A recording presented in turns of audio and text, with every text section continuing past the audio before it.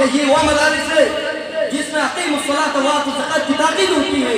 یہی وہ مدارس ہے جس میں تأمرون بالمعروف وتنہون عن المنکر کی تعمیل ہوتی ہے. یہی وہ مدارس ہے جس میں واللہ الذی لا الہ الا ہو کی تکبیر ہوتی ہے. السلام علیکم ورحمۃ اللہ وبرکاتہ. الحمد لله وكفى وسلام على عباده الذين اصطفى. أما بعد فأعوذ بالله من الشيطان الرجيم. بسم الله الرحمن الرحيم. قال الله تعالى وذكر فإن الذكرى تنفع المؤمنين. جہاں ذکر حبیب ہوتا ہے وہاں خدا بھی قریب ہوتا ہے.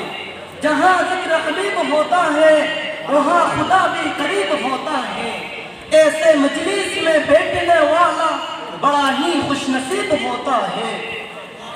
محترم صدر جلسہ، معزز سامعین کرام اور ملت کے پرعزم نوجوانوں، میں آج آپ حضرات کے سامنے دینی مدارس کی اہمیت و افادیت پر لبکشائی کی اجازت چاہتا ہوں. حضرات، دینی مدارس جو اس وقت آپ کے سامنے ہیں، دراصل یہ سب اسلام کے مضبوط قلعے ہیں. یہ دار ارقم اور صفا کے چبوترا کی شاخیں ہیں. ان سے ملت کا تشخص قائم ہے. یہ امت اسلامیہ کے دلکتے دل ہیں. یہ اسلامی کلچر و ثقافت کے عینوردار ہیں. یہ اخلاق و ایمان اور اخلاص و روحانیت کے سرچشمے ہیں. یہاں مردہ دلوں کی زندگی ملتی ہے. یہاں پیاسوں کی سیرابی ملتی ہے. یہاں طلباء کی قلوب میں اخوت و ہمدردی، مساوات، رواداری کی تخم ریزی کی جاتی ہے. اور سب سے بڑی بات یہ ہے کہ یہاں ان کے افکار واقعی صحیح ہوتے ہیں. ان میں فکر آخرت پیدا کرنے کی کوشش کی جاتی ہے. ان میں فکر آخرت پیدا کرنے کی کوشش کی جاتی ہے. آنے والی زندگی کے لیے اسے ٹریننگ دی جاتی ہے. حاضرین اکرام، مغلیہ سلطنت کے زوال کے بعد اسلام پر ایک ایسا دور آیا اور امت مسلمہ ایسے نازک مرحلوں سے دوچار ہوئی جس میں پورے ہندوستان کے مسلمانوں نے اجتراب ہونے گلیل کی فضا پیدا کر دی. ان پر ہر طرف سے یلغاریں ہونے لگی. ان کے عقائد کو نفی کیا جانے لگا. ذہنی و فکری ارتداد پیدا کرنے کی منظم سازشیں ہونے لگی. ان کی اقتصادی، سماجی اور معاشرتی زندگیوں کو مفلوج کر دیا گیا. انہیں ہر طرح سے بے دست وفا کر دیا گیا. ٹھیک نازک حالات میں علماء اور مفکرین اور ملت کا درد رکھنے والے حضرات مدارس کا جان بچایا. چپے چپے پر مکاتب قائم کیے اور امت کے نونہالوں اور ملت کے جوانوں کو ذہنی و فکری قاتل سے بچانے کی پوری تیاری کی. پیر علمی مدارس نے وہ کارنامہ انجام دیا جو ہمیشہ یاد رکھا جائے گا. انہوں نے ہر وقت مسلمانوں کو سنبھالا. انہیں اپنے تاریخ، اپنی کلچر اور دینی اہمیت کی احساس دلایا. مسلمانوں کی ملی تشخص اور ان کی انفرادیت کو برقرار رکھا. حضرات، اس وقت جو چپے چپے پر مکاتب و مدارس قائم ہیں، یہ بہت بڑی نعمت ہے. یہ مدارس معاشرہ میں دین کی حقیقی کی حیثیت رکھتی ہے. یہ پوری سوسائٹی اور سماج کا مسکن ہے. یہ اللہ اور اس کے رسول صلی اللہ علیہ وسلم سے آشنا کرنے کا ذریعہ ہے جو ہمارا اور اب سب کا حقیقی مقصد ہے.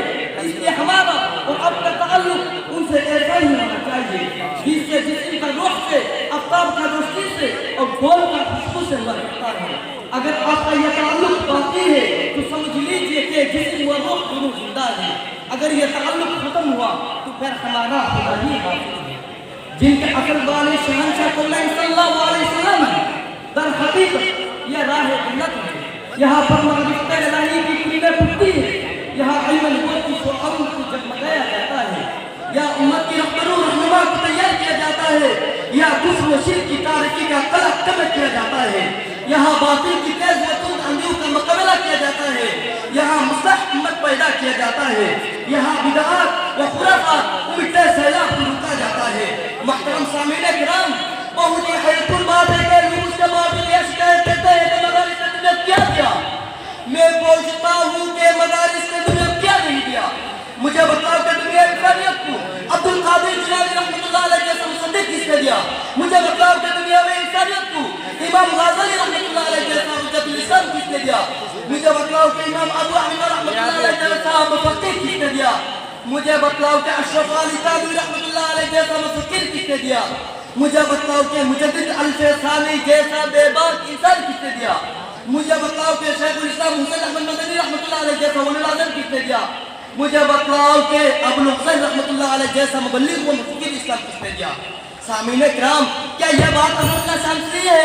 کیا یہ بات اظہر اللہ شامسی ہے کہ ان مراکز علم کے وطن سے سکون ایسے ہستیاں جنم لے رہی تھی جن کے قلب و جگر اسلام کی عظمت سے معمول تھا، جن کی زندگی اعلیٰ کلمت اللہ کے لیے وقت تھی، جن کے اخلاق و کردار سارے عالم میں محفوظ تھی، جن کی سرائے امام کی رحمائی وصول تھی۔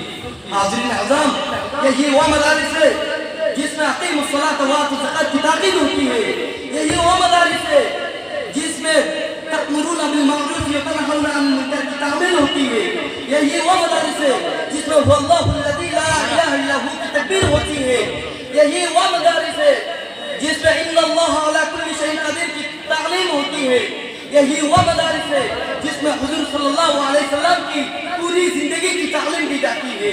میں آخر میں ایک شعر کہہ کر میرے تقریر کو ختم کرنا چاہتا ہوں۔